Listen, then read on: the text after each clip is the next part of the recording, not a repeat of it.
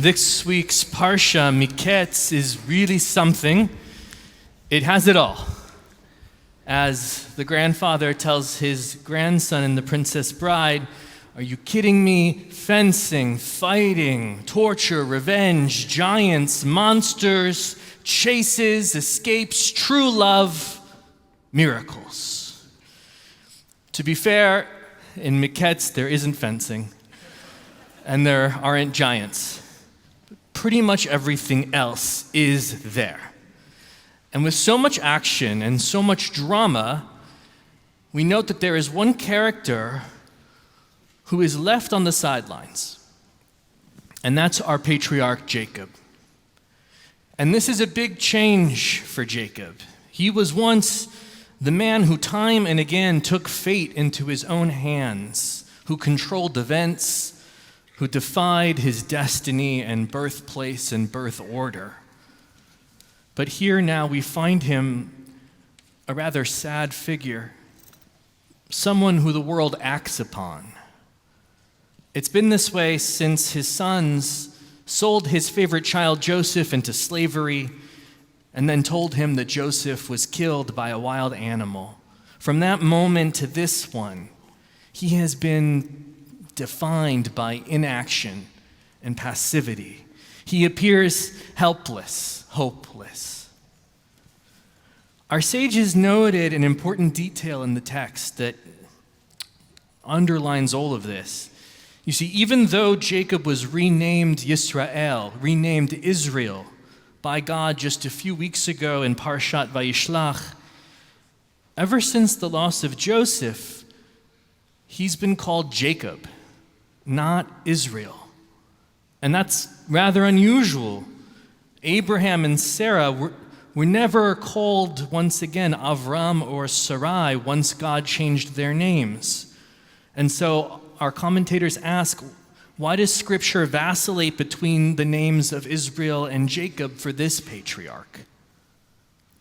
One of them, Rabbi Samson Raphael Hirsch, the famous German neo-Orthodox commentator, notes that this communicates something very important to us about his character.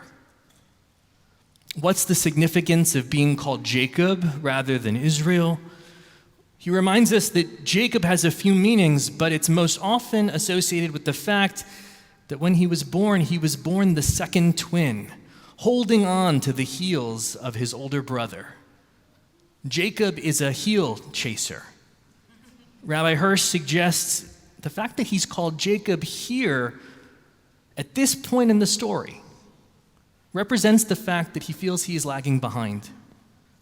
Instead of leading, he is dragged along after the events that are occurring all around him. And we can understand why. Since losing Joseph, he's given up on the idea that he can shape the future. This man who once drove the direction of his fate is now convinced that there is nothing to be done but just wait for the next tragedy that will come his way.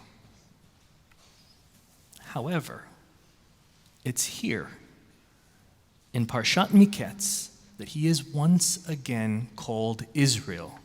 He stops being Jacob, who grasps after the heels of what is occurring around him, and he earns the name Israel anew, deciding here in this Parsha that he will lead his family again.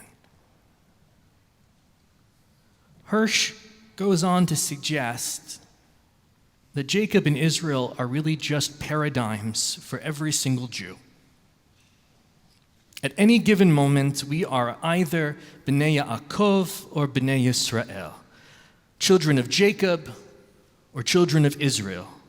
And the question that he asks us to ask ourselves is, whose namesake will we be?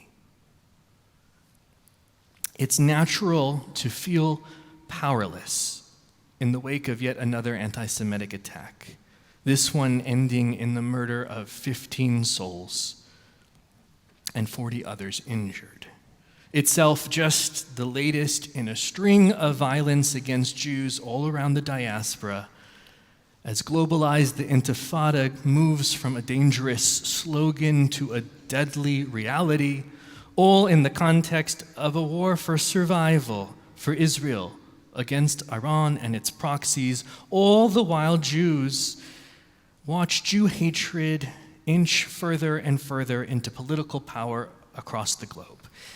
By any honest assessment, we are beset by enemies seeking either our destruction or our erasure or our silence. It's natural to feel like the namesakes of Jacob, to feel like we are swept up in events rather than shaping them, and like all we can do is simply wait for the next tragedy. But Judaism is clear that we are never powerless.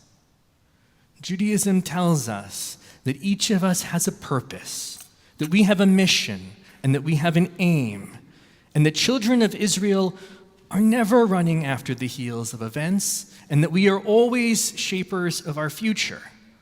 That God gave us mitzvot, that God gave us commandments, which means God needs us, needs you, and needs me, and that through Jewish living, we wrestle godliness into this world, and we earn the name B'nai Yisrael once again for ourselves. And never has that been more necessary in our lifetimes than right now. So what can we do? I'll tell you, there is so much available to us. We are not B'nai Yaakov. We are B'nai Yisrael. And that's why that and not the other is so often the way we are called throughout Tanakh, throughout the Bible. So a few things on the list. We can light our Chanukiah, put it out in your window, and let it shine out. That is a mitzvah. It is a powerful act. And more than that, if you can bring other people into community and congregation when you do it, do it. Invite people to do it with you, because so many people feel alone right now. But we can all be a part of banishing Jewish isolation and loneliness. And we can also expose non-Jews to the beauty of our tradition and the generosity of our spirits. And then don't let that stop on Hanukkah. Our calendar is one of the most powerful ways we can find meaning and purpose and empowerment. We can also learn and live Torah. And this is important because our identities cannot be built upon our tragedies. They cannot be built upon what happens to us. Strong Jewish identities, the things that we can pass on to the next generation, are forged in the rich and vibrant tradition that we inherit.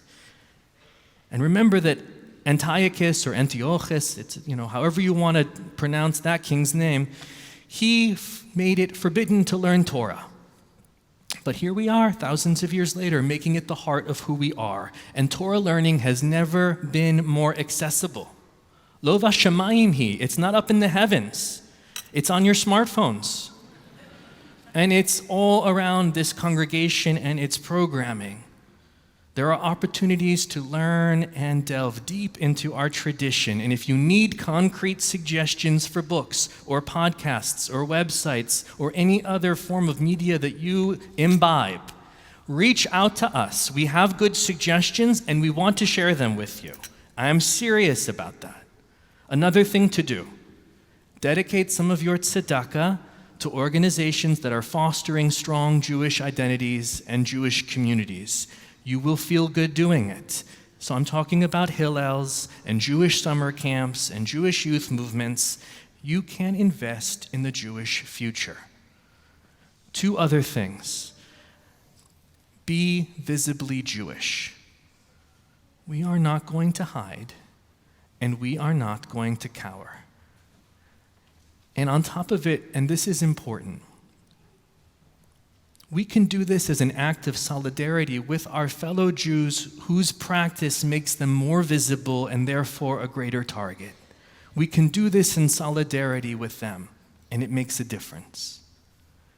And lastly, and I will say most importantly, continue to be not only a visible Jew, but be a visible Jewish blessing. When people truly see Jews doing the work that we do out in the world, caring for one another, for our neighbors and our neighborhood, for the needy, well, then those who demonize us face a rather impossible task. They're asking people to believe lies rather than their lived experiences. So we must go out and be visible Jewish blessings. That is our charge. It is something we can do each day, everywhere you go. The shift from Jacob to Israel in Parshat Miketz, in this week's Torah portion, we read it every Hanukkah, almost every Hanukkah, and it's not a mistake. Because we spend this holiday valorizing the Maccabees, who also chose Jewish identity in the face of oppression and persecution. And I know the world we face today is alarming and it is disturbing, but it's not nearly as dire as the world they lived in. It's not nearly as dire as the world many of our ancestors faced. And just like them, we're up to the task. We choose our namesake Yisrael. We will be children of Israel.